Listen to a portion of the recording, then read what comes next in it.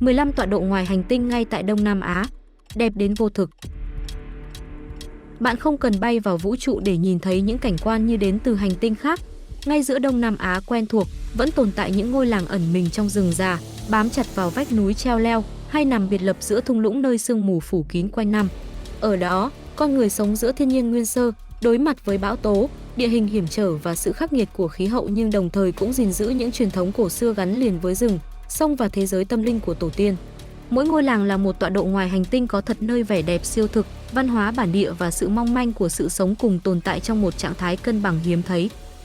Hãy cùng Cõi Lạ TV bước vào hành trình khám phá 15 ngôi làng kỳ lạ và mê hoặc nhất Đông Nam Á, nơi ranh giới giữa thế giới hiện đại và thiên nhiên hoang dã chỉ mỏng như một làn sương.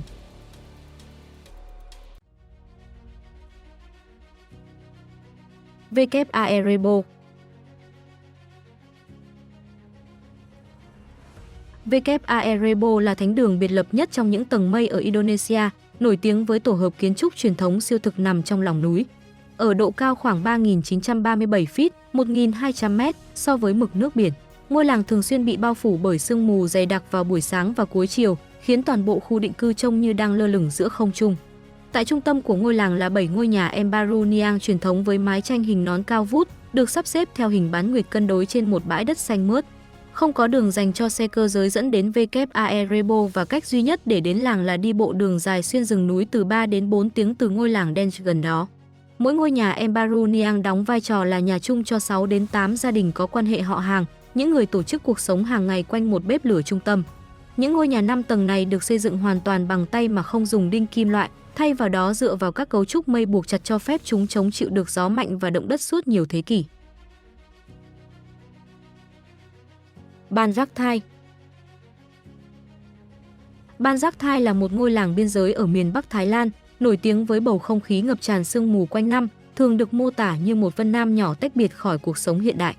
Ngôi làng không phải là một khu định cư bản địa của người Thái mà là nơi ở của con cháu sư đoàn 93 thuộc Quân đội Quốc dân Đảng Trung Quốc, những người đã di cư từ Vân Nam sau năm 1949. Điều này giải thích tại sao tiếng quan thoại và các phong tục truyền thống Trung Hoa vẫn là một phần của cuộc sống hàng ngày. Giá trị đặc biệt nhất của nó nằm ở bản sắc văn hóa hiếm có này, nơi kiến trúc, ngôn ngữ và các thói quen xã hội gìn giữ một đặc điểm Trung Hoa mạnh mẽ trên đất Thái.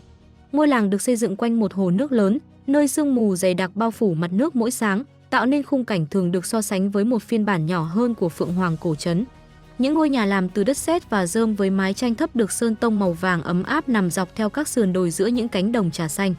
Trước khi trở thành một vùng trà ô long nổi tiếng, khu vực này từng là một phần của Tam Giác Vàng liên quan đến việc trồng thuốc phiện, cho đến khi các dự án Hoàng gia Thái Lan cho phép một sự thay đổi hoàn toàn về sinh kế.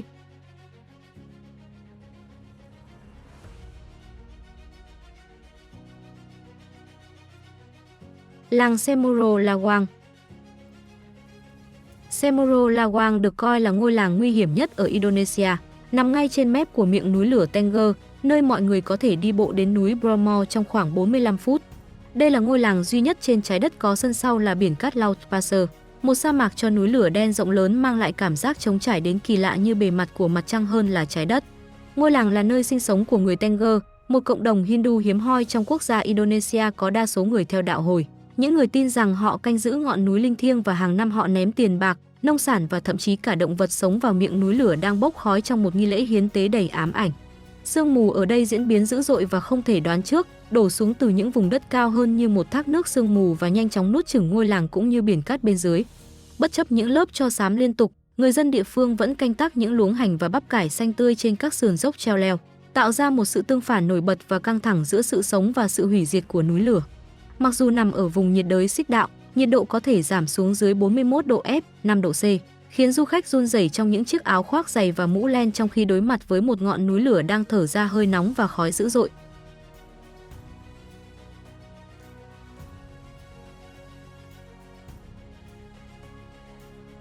Làng Mae Kampong, Thái Lan. Mae Kampong là một trong những ngôi làng hẻo lánh nhất ở miền Bắc Thái Lan, bị cô lập ở độ cao khoảng 4.300 feet, 1.300 m giữa những khu rừng già rậm rạp và các sườn núi dốc.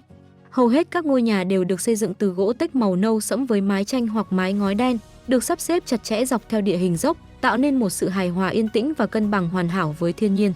Ngôi làng có nguồn gốc từ các gia đình nông dân trồng trà, không phải để uống mà để sản xuất miang, một loại trà lá lên men truyền thống thường được nhai sau bữa ăn, giúp bảo tồn một phong tục địa phương cổ xưa và khác thường. Công trình khác thường nhất của làng là Wat Kanta Tha Pruexa, nơi chính điện được xây dựng trực tiếp giữa dòng nước đang chảy của con suối Me Campong, với niềm tin rằng dòng nước sẽ tẩy trần và bảo vệ không gian linh thiêng. Do độ ẩm liên tục và ánh sáng mặt trời hạn chế, mái chùa và nhiều ngôi nhà cũ được bao phủ bởi lớp rêu tự nhiên dày đặc, mang lại cho ngôi làng một bầu không khí mờ ảo như trong truyện cổ tích. Bất chấp đặc tính yên bình, Me Campong cũng là nơi có kinh cong zipline, một trong những đường trượt zipline dài nhất và cao nhất châu Á, cắt ngang qua thung lũng xanh mướt một cách đầy kịch tính.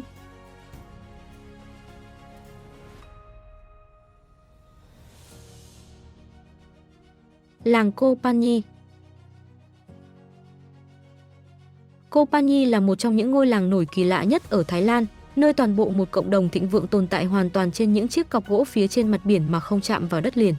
Ngôi làng được thành lập cách đây khoảng 200 năm bởi những ngư dân Indonesia du mục, những người bị luật pháp Simla cấm sở hữu đất đai và do đó đã chọn sống hoàn toàn trên mặt nước để duy trì sự hợp pháp. Bao quanh những ngôi nhà sàn là làn nước màu ngọc bích bình lặng của vịnh Phang, trong vắt và tĩnh lặng đủ để phản chiếu những ngôi nhà gỗ lên mặt biển. Đặc điểm kiến trúc nổi bật nhất là mái vòm bằng vàng của thánh đường trung tâm, tỏa sáng dưới ánh mặt trời và nổi bật trên nền các vách đá vôi xám và nước biển xanh. Một mạng lưới các lối đi bằng gỗ và bê tông kết nối các ngôi nhà thành một mê cung nổi dày đặc, nơi nước biển có thể được nhìn thấy trực tiếp qua những khe hở của sàn nhà. Koh Phangan là quê hương của một sân bóng đá nổi độc đáo, ban đầu được xây dựng bởi những trẻ em địa phương từ gỗ phế liệu sau World Cup 1986.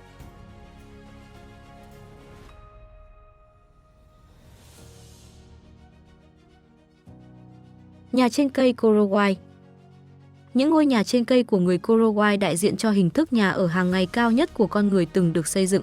Người Korowai xây dựng nhà của họ trên những thân cây cao từ khoảng 20 đến 40 feet, 6 đến 12 mét, với những ví dụ cực đoan đạt tới độ cao khoảng 115 đến 165 feet, 35 đến 50 mét so với mặt đất rừng.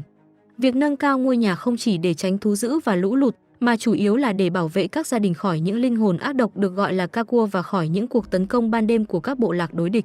Mỗi cấu trúc được xây dựng hoàn toàn từ các vật liệu rừng như gỗ, tre và lá cọ sago, hòa quyện vào môi trường và trông giống như những chiếc tổ chim khổng lồ mọc ra trực tiếp từ những cái cây.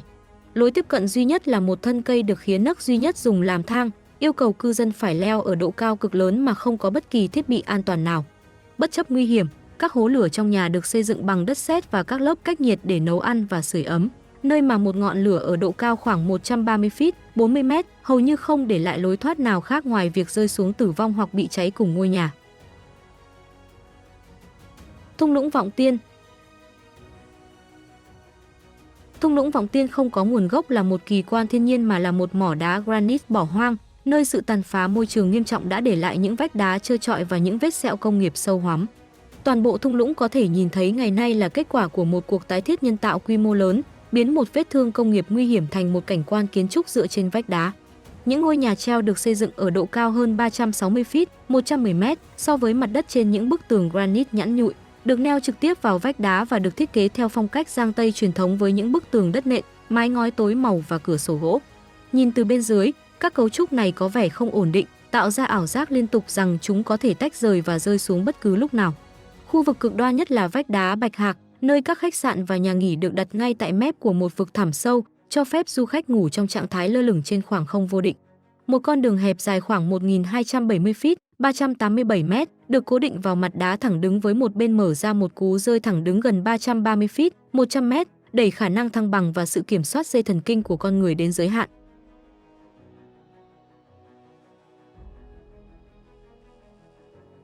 Làng Sết.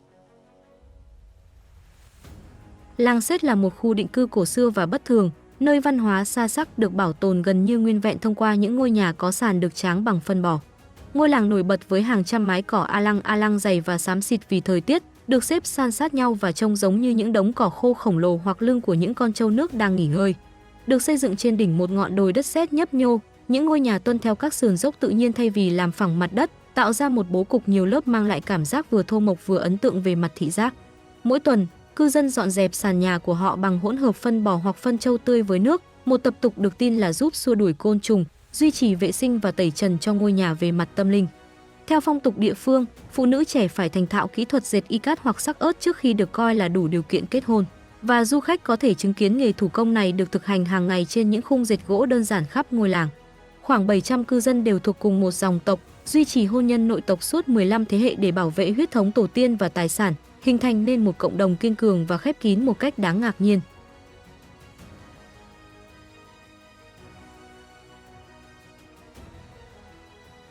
Kampong Philuk. Kampong Philuk là một ngôi làng ven hồ nổi tiếng với kiến trúc nhà sàn cao nhất quanh hồ Tonlesap, trong khi vẫn bảo tồn được lối sống truyền thống và phần lớn chưa bị tác động. Đặc điểm dễ nhận biết nhất của nó là tập hợp những ngôi nhà sàn bằng gỗ cao từ 20 đến 33 feet, 6 đến 10 mét, trông như đang trôi trên mặt nước vào mùa mưa và đứng lộ ra trên những cây cột mảnh khảnh vào những tháng mùa khô. Ngôi làng được bao quanh bởi một khu rừng ngập mặn rộng lớn, nơi việc di chuyển bằng những chiếc thuyền nhỏ xuyên qua những tán lá xanh dày đặc được coi là một trải nghiệm thiết yếu. Kampong Philuk nằm dọc theo hồ Tonlesap, hồ nước ngọt lớn nhất Đông Nam Á, nơi diện tích bề mặt có thể mở rộng gấp 5 lần trong mùa mưa và định hình lại hoàn toàn việc di chuyển hàng ngày. Không giống như các ngôi làng nổi bị thương mại hóa nặng nề gần đó, Kampong Philuk vẫn mang vẻ mộc mạc với hơn 3.000 cư dân chủ yếu dựa vào đánh bắt tôm và cá. Trong mùa lũ, cuộc sống hàng ngày bao gồm trường học, chợ búa và thăm hỏi xã hội diễn ra hoàn toàn bằng thuyền khi các đường thủy trở thành con đường duy nhất xuyên qua ngôi làng.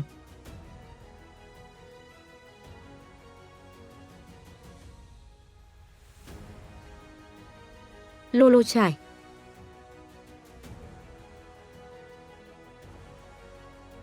Lolo Chải là ngôi làng ở cực Bắc của Việt Nam, gần đây đã được công nhận là làng du lịch tốt nhất thế giới năm 2025, đại diện cho một cộng đồng sống chậm giữa vùng cao nguyên đá Hà Giang. Ngôi làng nằm dưới chân cột cờ Lũng Cú ở độ cao khoảng 4.823 feet, 1.470 m so với mực nước biển, tách biệt rõ rệt với nhịp điệu của cuộc sống hiện đại bên dưới. Giá trị đặc biệt nhất của nó nằm ở sự chung sống cân bằng giữa cảnh quan đá vôi hùng vĩ và nhịp sống hàng ngày bình lặng của cộng đồng địa phương. Khung cảnh ngôi làng được xác định bởi những con đường đá được lát gọn gàng, những hàng rào đá phủ đầy rêu và những ngôi nhà trình tường hàng thế kỷ truyền tải một cảm giác mạnh mẽ về sự tiếp nối theo thời gian. Trong quá khứ, người Lolo chủ yếu dựa vào những nương ngô nhỏ và những mảnh ruộng lúa rải rác giữa núi non, nhưng du lịch dựa vào cộng đồng gần đây đã tạo ra một nguồn sinh kế mới. Trong số khoảng 120 hộ gia đình, hơn một nửa hiện đang vận hành các homestay ngay trong chính những ngôi nhà truyền thống của họ trong khi vẫn duy trì cuộc sống thường nhật và đón tiếp du khách.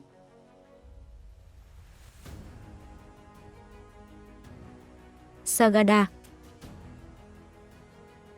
Sagada luôn lạnh giá quanh năm dù Philippines là một quốc gia nhiệt đới, với nhiệt độ ban đêm giảm xuống khoảng 50 độ F, 10 độ C, buộc cư dân phải đốt lửa thay vì sử dụng máy điều hòa. Sagada nổi tiếng với truyền thống quan tài treo, nơi những người quá cố đầu tiên được đặt ngồi trên một chiếc ghế gỗ đặc biệt gọi là sangadin và được hun khói để bảo quản thi thể trước khi được đặt lên các vách đá. Các quan tài treo cực kỳ ngắn, thường chỉ dài khoảng 3 feet, 0,9 m, yêu cầu xương phải được bẻ gập để cơ thể nằm vừa trong tư thế bảo thai, phản ánh niềm tin rằng con người nên rời bỏ thế giới này theo cách họ đã bước vào nó. Nghi lễ an táng này chỉ dành riêng cho những người chết tự nhiên và đã có con cháu, trong khi những người chết trẻ hoặc do tai nạn được chôn cất ở nơi khác.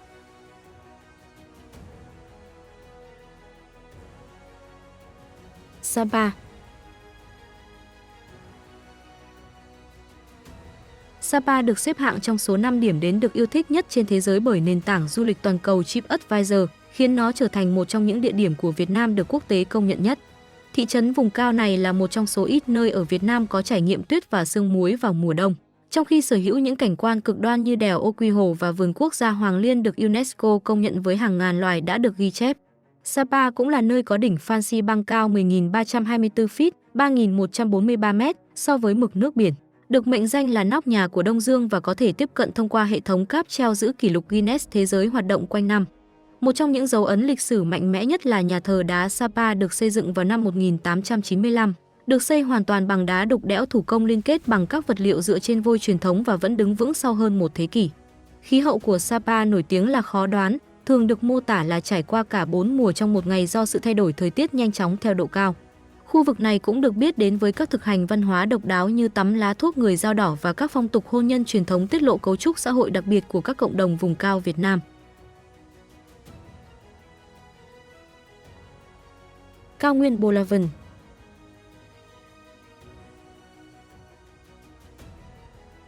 Cao nguyên Bolavon thường được gọi là thiên đường thác nước của Lào, nơi hàng chục dòng thác mạnh mẽ đổ xuống từ những độ cao chóng mặt với thác đôi Tasfen là địa điểm mang tính biểu tượng nhất.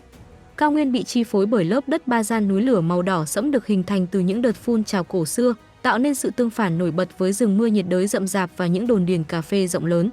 Khu vực này sản xuất khoảng 95% tổng lượng cà phê của Lào và được toàn cầu công nhận về những hạt cà phê cao cấp có giá cao, được hình thành bởi đất núi lửa và khí hậu vùng cao độc đáo. Các ngôi làng trên khắp cao nguyên nằm dọc theo cung đường Bolavan Loop nổi tiếng thế giới, một vòng hành trình xe máy quanh Park Se được coi là cuộc phiêu lưu phải thử ở miền Nam Lào. Trong số các nhóm dân tộc như Alak và Katu, du khách có thể bắt gặp những truyền thống gây sốc, từ việc tự đục đẽo quan tài cho chính mình khi vẫn còn khỏe mạnh đến việc những đứa trẻ mới 8 tuổi đã hút thuốc lá qua những chiếc điếu tre khổng lồ. Đỉnh Doi Chiang Dao. Doi Chiang Dao chỉ mở cửa cho người leo núi khoảng 5 tháng mỗi năm, thường từ tháng 11 đến tháng 3, với giới hạn nghiêm ngặt hàng ngày về số lượng du khách được phép lên đỉnh. Để bảo vệ hệ sinh thái đá vôi mong manh, ngọn núi cấm hoàn toàn nhựa dùng một lần và yêu cầu tất cả những người đi bộ phải có hướng dẫn viên địa phương được cấp phép đi cùng, khiến việc leo núi một mình trở thành bất hợp pháp. Chân núi là nơi sinh sống của các cộng đồng dân tộc lâu đời như Lý Sự, La Hu, Hơ Mông và Karen. Mỗi dân tộc đều giữ gìn trang phục, ngôn ngữ và truyền thống canh tác riêng biệt bên dưới đỉnh núi linh thiêng. Doi Chiang Dao cũng là một trong số rất ít nơi trên thế giới có loài hoa Impatiens Psittacina quý hiếm mọc, với hình dáng độc đáo giống như một con vẹt đang bay. Nhờ độ cao và các thung lũng bao quanh, ngọn núi nổi tiếng với những biển mây buổi sáng dày đặc khiến các đỉnh núi trông như những hòn đảo nổi giữa đại dương trắng xóa.